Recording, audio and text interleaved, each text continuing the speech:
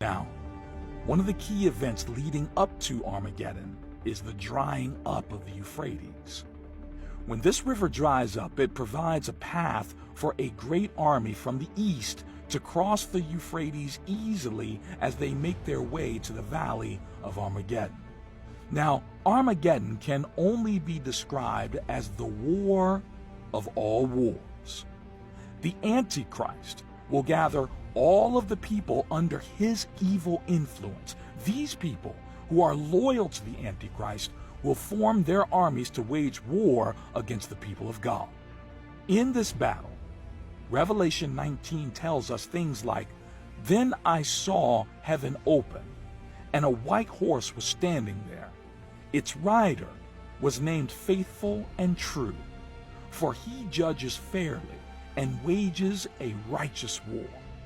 The armies of heaven, dressed in the finest of pure white linen, followed him on white horses.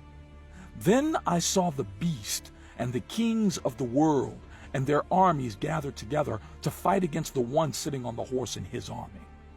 You see, Jesus Christ will lead a heavenly army to victory over God's enemies. These enemies include those who oppose God's authority and who treat God with contempt.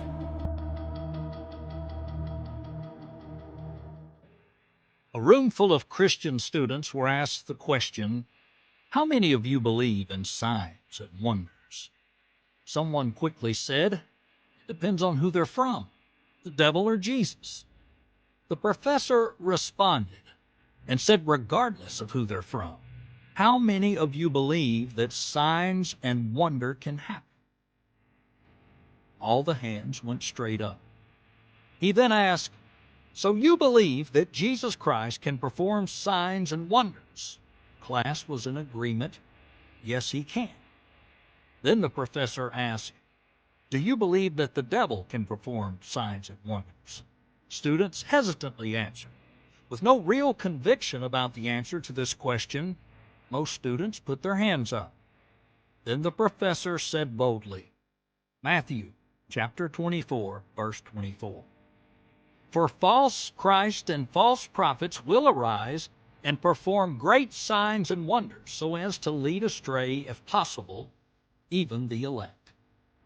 2 Corinthians 11, verse 13 to 15 says, "For such are false apostles, deceitful workers, transforming themselves into apostles of Christ. And no wonder, for Satan himself transforms himself into an angel of light. Therefore, it is no great thing if his ministers also transform themselves into ministers of righteousness, whose end will be according to their works." Satan can transform into an angel of light, so that he can trick and deceive.